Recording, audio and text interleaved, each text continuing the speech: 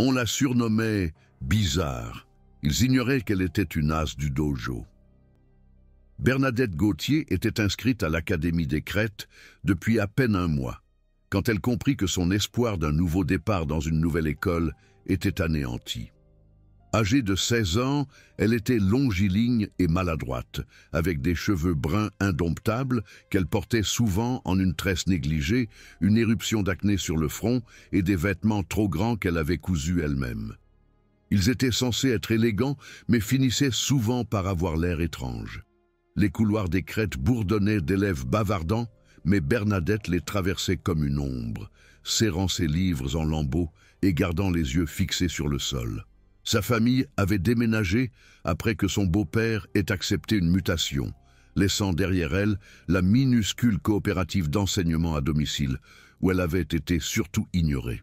Ici, tout était différent, plus grand, plus lumineux, plus intimidant.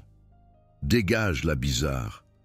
L'orateur était Quentin Dubois, un élève de terminale costaud, avec une coupe de cheveux méticuleusement sculptée, et le genre de sourire arrogant qui impliquait qu'il obtenait toujours ce qu'il voulait. Bernadette l'avait involontairement heurté près de la fontaine à eau, faisant tomber son téléphone sur le sol carrelé. « Je suis désolée », marmonna-t-elle, se penchant pour le ramasser. Des élèves se promenaient autour d'elle, certains chuchotant, d'autres ignorant simplement la scène. Quentin inspecta son téléphone pour vérifier s'il était endommagé. Le copain de Quentin, Xavier Lemaire, un type maigre avec des cheveux teints en noir et un rictus sarcastique, donna un coup de pied dans le cahier de Bernadette avec la pointe de sa botte de combat. « Mains en beurre !» dit-il d'un ton traînant avec une fausse inquiétude. « Essaie de ne rien casser d'autre. » Le troisième membre de leur entourage, Tiffany Lefebvre. Bernadette frissonna à l'idée d'un lien avec le nom de famille de sa mère, se tenait les bras croisés, son maquillage parfaitement appliqué étant impeccable. « Burke, qu'est-ce qu'elle porte? Sérieusement ?» dit Tiffany assez fort pour que la moitié du couloir l'entende. « Elle a fait ça elle-même? Quelle honte !» Le visage de Bernadette brûlait alors qu'elle se précipitait pour ramasser ses affaires. Elle pouvait entendre les murmures commencer, voir des téléphones avec appareils photo pointés sur elle. C'était précisément ce qu'elle avait espéré éviter. « Reste hors de vue », lui avait toujours dit sa grand-mère. « N'attire pas l'attention, ne leur donne pas de raison de t'embêter. » Mais il l'avait remarqué quand même. La sonnerie de la fin des cours retentit et le couloir se vida. Bernadette réussit finalement à rassembler ses livres, ses mains tremblant alors qu'elle les fourrait dans son sac. Quentin était déjà parti, mais elle pouvait encore entendre les rires de Tiffany résonner sur les murs. En cours de biologie, Bernadette s'enfonça dans sa place habituelle au fond de la salle. Son partenaire de laboratoire, un garçon timide nommé Étienne, lui lança un regard compatissant mais resta silencieux. Personne n'intervenait jamais. C'était la compréhension implicite. Ne t'implique pas. Ne crée pas de problème. Ne deviens pas toi-même une cible. Le harcèlement avait commencé subtilement. Des insultes chuchotées sur son apparence, ses vêtements, sa maladresse. Puis cela s'était intensifié en bousculades délibérées dans les couloirs, des devoirs manquants, des mèmes cruels publiés en ligne, utilisant sa photo. Quentin semblait se délecter de la rendre malheureuse, et Xavier et Tiffany étaient toujours impatients de participer ou de fournir un public. Ce qu'ils ne réalisaient pas, ce que personne à l'Académie des Crêtes ne savait, c'est que Bernadette Gauthier n'était pas juste une nouvelle élève ringarde, essayant de survivre au lycée. Depuis 6 ans, elle étudiait les arts martiaux dans un dojo délabré de l'autre côté de la ville. Son sensei, une policière à la retraite nommée Madame. Dubois l'avait prise sous son aile quand elle avait 10 ans et lui avait appris non seulement à se battre, mais aussi qu'en l'éviter. « Se battre n'est pas toujours la réponse, Bernadette », avait souvent dit Madame. Dubois, ses mains calleuses, ajustant la posture de Bernadette alors qu'elle pratiquait son kata. Mais quand quelqu'un essaie de te faire du mal, tu dois être capable de te protéger. L'essentiel est de savoir quand défendre et quand reculer. Bernadette avait obtenu une ceinture noire en aïkido avant d'avoir 15 ans, participant à des compétitions régionales sous le nom de la tempête silencieuse, en raison de son attitude calme et de sa puissance inattendue. Mais elle n'en avait jamais parlé à personne à l'école. Les arts martiaux étaient son monde caché, séparé de l'anonymat prudent qu'elle maintenait partout ailleurs. Ses parents n'étaient même pas au courant des compétitions. Ils pensaient que Bernadette allait juste au dojo pour faire de l'exercice et soulager le stress. S'ils savaient que leur fille s'entraînait réellement avec d'autres artistes martiaux dans des tournois remplis de fans hurlants, ils la priveraient probablement de sortie à vie. Alors, Bernadette endura. Elle évita les confrontations, ignora les railleries et attendit avec impatience l'obtention de son diplôme. Elle se disait que c'était la chose sensée à faire, la chose mature. Se battre ne ferait qu'aggraver les choses. Mais Quentin Dubois rendait cela difficile à maintenir. C'était un mercredi après-midi que les choses atteignirent un point de rupture. Bernadette était assise seule à la bibliothèque, essayant de déchiffrer son manuel de physique et mangeant une barre de céréales, quand Quentin et sa bande se matérialisèrent à sa table comme un nuage noir. « Eh bien, dit Quentin, se laissant tomber sur la chaise en face d'elle sans y être invité. « Si ce n'est pas la bizarre résidente, qu'est-ce qu'il y a au menu aujourd'hui ? On dirait de la tristesse avec une portion de loser. » Xavier et Tiffany se tenaient derrière lui, formant un mur d'hostilité qui donna à Bernadette l'impression d'être acculée. Elle garda les yeux sur son manuel, son stylo se déplaçant mécaniquement sur la page, même si elle ne pouvait pas se concentrer. « Je te parle, la bizarre, » dit Quentin, sa voix devenant plus forte. D'autres élèves commençaient à jeter un coup d'œil, sentant une confrontation. C'est impoli d'ignorer les gens qui essaient d'être amicaux. « J'essaie juste d'étudier, » dit doucement Bernadette, ne levant toujours pas les yeux. « Oh, elle parle !» Tiffany frappa dans ses mains avec sarcasme. « Je commençais à penser que tu étais muette en plus de tout le reste. » Quentin tendit la main à travers la table et attrapa la barre de céréales de Bernadette, la réduisant en miettes sur son manuel. « Oups !» dit-il, faisant écho à l'excuse préférée de Xavier. « On dirait que tu as fait des dégâts. Tu ferais mieux de nettoyer ça. » Les mains de Bernadette se serrèrent en poing sous la table, mais elle se força à rester calme. Elle pouvait sentir son pouls s'accélérer, la poussée d'adrénaline familière qui précédait un combat. Mais ce n'était pas le dojo, c'était l'école, et il y avait des règles ici, des conséquences. Elle commença à ramasser les miettes de sa barre de céréales, ses mouvements lents et délibérés. Autour d'eux, la bibliothèque était devenue silencieuse, à l'exception du bruissement des pages et des rires étouffés des élèves qui regardaient. « Tu sais ce que je pense ?» continua Quentin, jouant pour son public. « Je pense que tu n'es pas seulement bizarre physiquement. Je pense que tu es probablement bizarre d'autres manières aussi. Genre, quel genre de loser change d'école en milieu de première? De quoi tu fuyais ?» La mâchoire de Bernadette se crispa, mais elle continua à nettoyer les dégâts, jetant la barre de céréales ruinée dans sa poubelle. « Peut-être qu'elle s'est fait renvoyer ?» suggéra Xavier avec un sourire narquois. « Peut-être qu'elle était trop bizarre même pour son ancienne école. Ou peut-être, ajouta Tiffany avec une fausse sympathie, qu'elle a fait quelque chose de vraiment mauvais, genre blesser quelqu'un. Tu sais, les silencieux sont toujours les plus dangereux. » Cela toucha un point sensible plus près de chez elle que Bernadette ne voulait l'admettre. Elle ramassa ses livres et commença à se lever, voulant s'échapper avant que les choses ne s'aggravent. Mais Quentin fut trop rapide.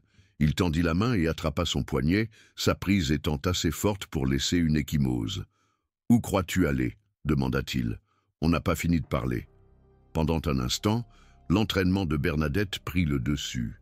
Elle pouvait briser la prise de Quentin de 3 manières différentes sans même y penser. Elle pouvait le mettre au sol en quelques secondes, luttant pour respirer et se demandant ce qui venait de se passer.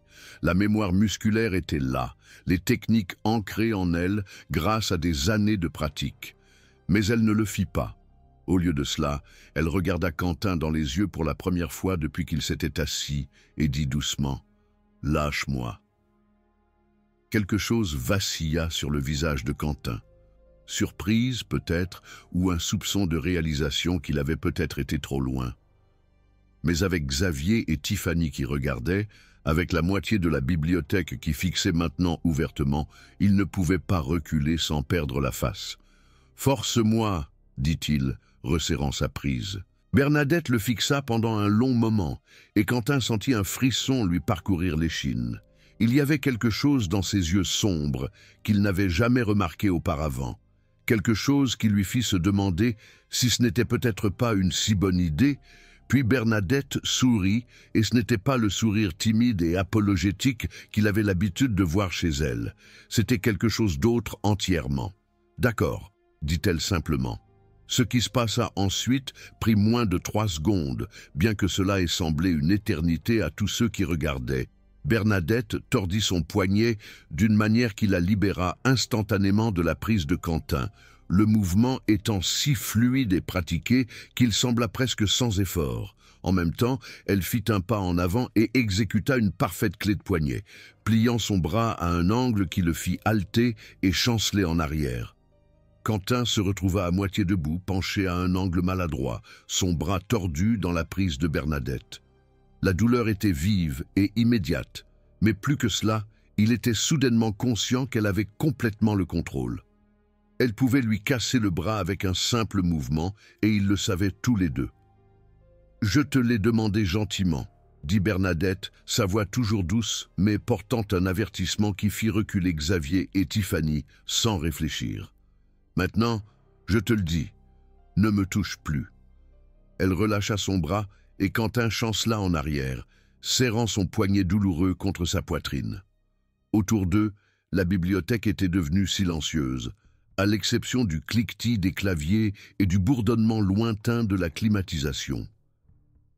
Bernadette ramassa ses livres et s'éloigna, laissant Quentin la regarder avec un mélange de choc et de quelque chose qui aurait pu être de la peur.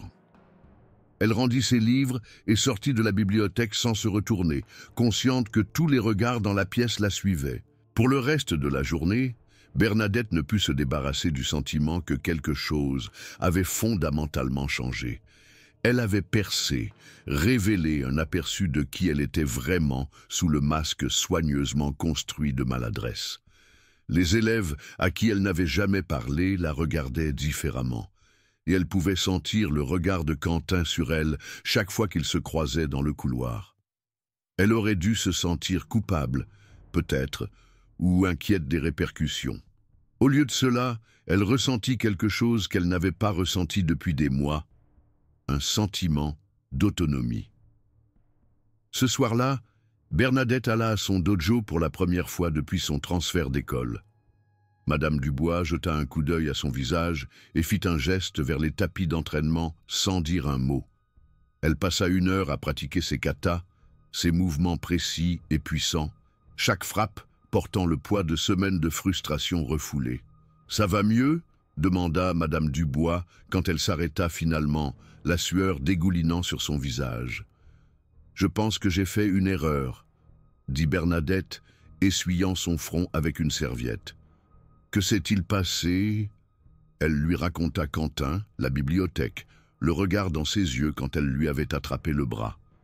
Madame Dubois écouta sans interrompre, son expression illisible. « Tu aurais pu le blesser gravement, » dit-elle quand elle eut terminé. « Je voulais, mais tu ne l'as pas fait. C'est ce qui compte. » Madame Dubois lui tendit une bouteille d'eau. « Bernadette, j'enseigne les arts martiaux depuis 30 ans. Je peux te dire que savoir se battre et savoir quand se battre sont 2 choses complètement différentes. Tu as bien agi aujourd'hui. Je n'ai pas l'impression. » « C'est parce que tu n'es pas une brute, » dit Madame Dubois. « Les brutes aiment blesser les gens, toi non.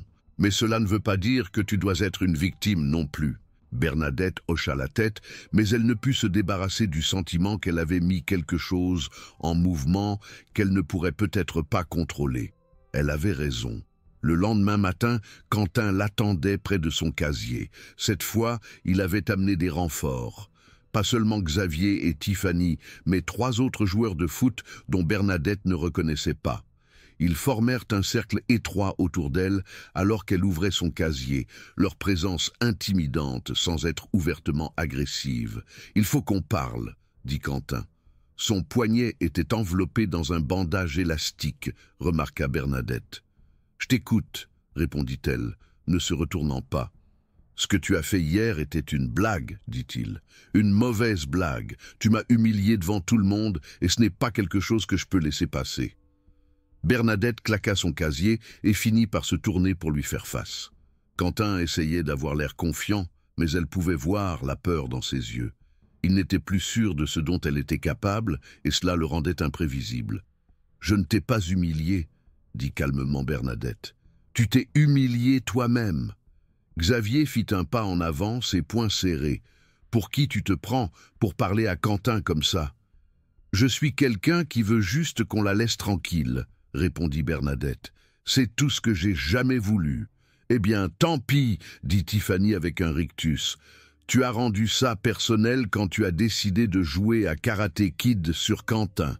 Maintenant, tu dois faire face aux conséquences. » Bernadette regarda autour du cercle de visages hostiles et sentit un étrange sentiment de calme l'envahir. C'était donc ça, le moment dont Madame. Dubois l'avait toujours averti, ou éviter le conflit n'était plus une option. « Quelles conséquences ?» demanda-t-elle. Quentin sourit, mais cela n'atteignit pas ses yeux. « Après les cours. La cour derrière le gymnase. Toi et moi, en tête à tête. On règle ça comme des adultes. Et si je ne me présente pas, alors on fera de ta vie un enfer jusqu'à l'obtention de ton diplôme, dit Quentin. Et crois-moi, on est très créatif quand on veut l'être. Bernadette considéra ses options. Elle pouvait le dire à un professeur, mais cela ne ferait qu'aggraver les choses à long terme. Elle pouvait demander à ses parents de la transférer dans une autre école, mais la menace de Quentin la suivrait partout. Ou elle pouvait se présenter et en finir une fois pour toutes. « Très bien, » dit-elle. Après les cours, Quentin cligna des yeux, clairement surpris qu'elle ait accepté si rapidement. « Très bien » répéta-t-il, essayant de reprendre ses esprits. « Ne te dégonfle pas. » Le groupe se dispersa, laissant Bernadette seule près de son casier. Autour d'elle, les élèves chuchotaient et pointaient du doigt, la nouvelle du combat à venir se répandant déjà comme une traînée de poudre à travers le réseau de commérage de l'école. Bernadette ramassa ses livres et se dirigea vers la première heure de cours, essayant d'ignorer les bavardages excités qui la suivaient dans le couloir. La nouvelle de l'affrontement se répandit plus vite que Bernadette ne l'avait imaginé. À l'heure du déjeuner, il semblait que toute l'école était au courant de la confrontation prévue après les cours. Les élèves l'approchèrent tout au long de la journée. Certains offrant des conseils, d'autres voulant juste regarder de plus près la fille qui avait réussi à tenir tête à Quentin Dubois. Bernadette essaya de se concentrer sur ses cours, mais son esprit ne cessait de vagabonder vers ce qui allait arriver. Elle ne s'était jamais battue en dehors du dojo auparavant, n'avait jamais eu à faire face à la possibilité de réelles conséquences au-delà de la perte d'un match d'entraînement. Si elle blessait Quentin gravement, elle pourrait être suspendue, renvoyée, peut-être même arrêtée. Mais si elle se retenait trop, elle pourrait être celle qui finirait blessée. La cloche finale sonna à 15h10 et Bernadette se dirigea vers la cour derrière le gymnase. Une foule s'était déjà rassemblée, formant un cercle dans l'espace pavé entre le gymnase et le parking. Quelqu'un avait même installé une caméra sur un trépied, l'objectif pointé directement sur le centre du cercle. Quentin était déjà là, entouré de son entourage habituel, plus plusieurs autres sportifs dont Bernadette ne reconnaissait pas. Il avait changé ses vêtements d'école pour un t-shirt et un jean, s'attendant clairement à ce que ce soit un combat sérieux. Quand il vit Bernadette approcher, il s'avança au centre du cercle. « Je ne pensais pas que tu viendrais », lança-t-il, sa voix résonnant légèrement dans l'espace ouvert. Bernadette marcha jusqu'au côté opposé du cercle, enlevant son sac à dos et le tendant à Étienne, qui avait réussi à se frayer un chemin jusqu'à ses côtés. « J'ai dit que je le ferais. »« Ouais, eh bien dire et faire sont deux choses différentes, » répondit Quentin, rebondissant sur ses orteils comme un boxeur. « Juste pour qu'on soit clair sur les règles ici, c'est entre toi et moi. Pas d'armes, pas d'interférence des amis. On continue jusqu'à ce que l'un de nous ne puisse plus se relever. » Bernadette hocha la tête, tirant ses cheveux en un chignon serré. « Ça me paraît juste. » Quentin fit craquer ses jointures et sourit. « Ne t'inquiète pas, la bizarre. Je vais essayer de ne pas trop abîmer ce joli visage. » La foule rit, mais Bernadette remarqua que cela sonnait forcé. Les élèves rassemblés autour d'eux semblaient plus anxieux qu'excités maintenant que le moment était réellement arrivé.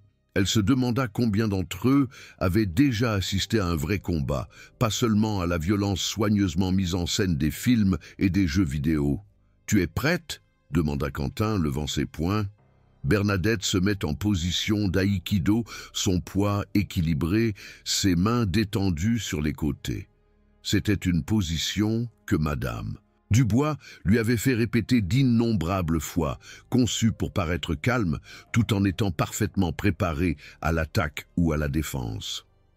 Quentin chargea en avant, sans avertissement, lançant un coup de poing maladroit visant la tête de Bernadette.